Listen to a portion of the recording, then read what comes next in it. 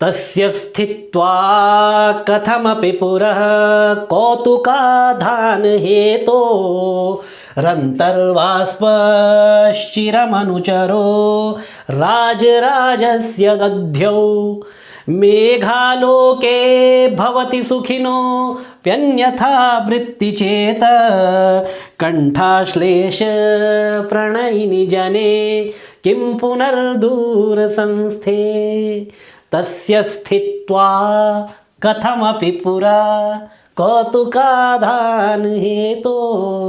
कौतुकाधान हेतु, कौतुक के आधान का, कौतुकाधान का हेतु।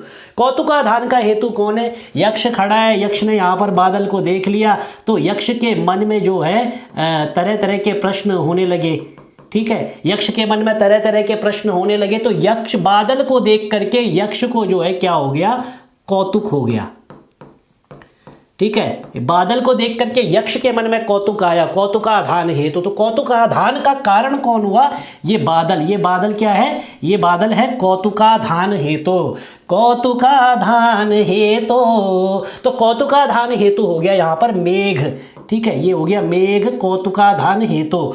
और तस्य कौतुकाधान हेतु, तस्य उस कौतुकाधान हेतु के पुरः, पुरः मतलब सामने, कौतुकाधान हेतु तस्य कौतुकाधान हेतु पुरः, उस कौतुकाधान हेतु कौतुक को उत्पन्न करने वाले उस मेघ के पुरः सामने कथमपि किसी भी प्रकार से स्थित्वा, स्थित्वा खड़े होकर के वो जो राज राजस्य दध्यौ, राज राजस्य अनुचरः, राज राज का जो यक्षराज का जो अनुचर था, वो जो यक्ष था, यक्षराज कुबेर का जो अनुचर, तो ये सामान्य यक्ष हो गया। तो अंतर्वाष्पश्चिरम अनुचरो, अंतर्वाष्पश अपने किस कथमपि किसी भी प्रकार से अपने अंदर के आंसुओं को अपने अंदर ही रोक करके कौतुकाधान हेतु उस बादल के सामने खड़ा हो गया। कौन खड़ा हो गया? राज राजस्य अनुचरः। अंतर्वाष्पश्चिरम अनुचरो राजराजस्य दध्यौ, राजराजस्य अनुचरः।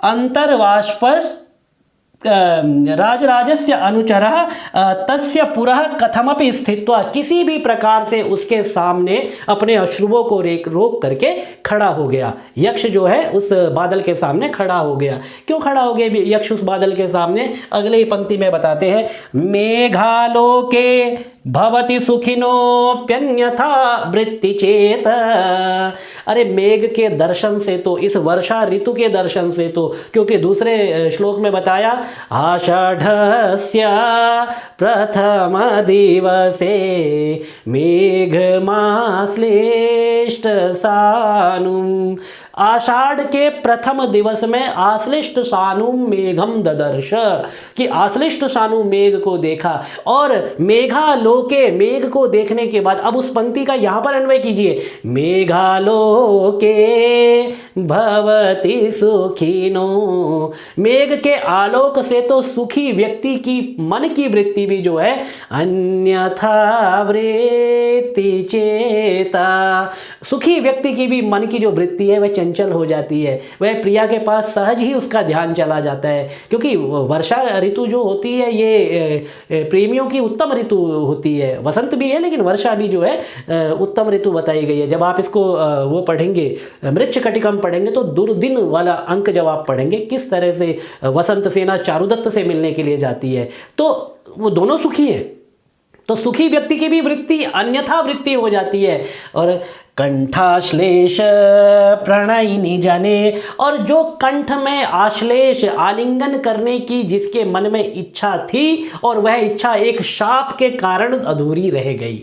कंठाश्लेष प्रणयिनि जने, ऐसे प्रणयी जन को आश्लेष आलिंगन करने की इच्छा रखने वाला यक्ष जिसको शाप के कारण दूर जाने पड़ा। किम पुनर्दूर संस्थे, ऐसे दूर स्थित व्यक्ति की सोचिए क्या दशा हो जाती है। जिस मेघ का दर्शन सामान्य व्यक्ति को भी, जो दुखी नहीं है, जो दूर नहीं है प्रिया से, जिसको कोई शाप नहीं मिला है, जो आनंद से अपने घर में रह रहा है, ऐसा व्यक्ति भी इस मेघ के दर्शन से अन्यथा वृत्ति वाला हो जाता है, श्रृंगारात्मक वृत्ति वाला हो जाता है। तो सोचिए, जो प्रिया को आलिंगन करना चाहता था लेकिन शाप के कारण दूर हो गया, ऐसे यक्ष की क्या दशा हुई होगी। तो ये विप्रलंब श्रृंगार का बहुत ही मनोहर उदाहरण है। आइए आगे देखते हैं इसके बाद और क्या है।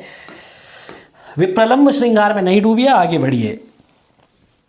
तो अनुवाद में वही है जो अभी मैंने आपको बताया कि कुबेर के सेवक यक्ष ने अंदर ही अंदर अपने अश्रुओं को रोके हुए उत्कंठा उत्पादन के कारणीभूत, अब हेतु हो गया मेघ, उस मेघ के सम्मुख किसी तरह ठहर कर देर तक सोचा कि बादल के दिखाई पड़ने पर तो सुखी व्यक्ति का भी हृदय भिन्न वृत्ति वाला हो जाता है। अरे मैं तो वैसे भी प्रिया से दूर हूं, तो ऐसे व्यक्ति की क्या दशा होती है। अन्वय, अन्वय अभी आपको करते हुए मैंने बता दिया, एक बार इसको भी फिर से रीड आउट कर लेंगे हम अन्वय को भी। राजराजस्य अनुचरः, राजराज अर्थात यक्षराज कुबेर का अनुचरः, अंतर्वाष्पः, वाष्पः अंतर्वाष्पः सन, अंदर ही अंदर उसने अपने आंसुओं को रोका हुआ हो करके, कौतुकाधान हेतोः तस्य, कौतुकाधान हेतोः तस्य मेघस्य इति शेषः, यहाँ पर लिख देंगे पुरः कथमपि स्थित्वा, किसी भी प्रकार से खड़े होकर से चिरम दध्यौ, उसको देखता रहा या खड़ा रहा। मेघालोके सती, मेघालोके सती, मेघ का आलोक दर्शन होने पर, ठीक है, सुखिनः अपि चेतः अन्यथा वृत्ति ही भवति, सुखी व्यक्ति का भी चित्त जो है अन्यथा वृत्ति वाला हो जाता है। कंठश्लेष प्रणयिनी, कंठ में आश्लेष, अश्लेष मतलब आलिंगन की, प्रणयी जनों को इच्छा करने वाले जने दूर रहने पर, ऐसे व्यक्ति के दूर संस्थे, दूर रहने पर, दूर संस्थे सती रहने पर, किम पुनः, सोचो ऐसे व्यक्ति की क्या दशा होती होगी। आगे बढ़ते हैं, आइए। तो दशा को उसकी सोचिए और आगे बढ़िए।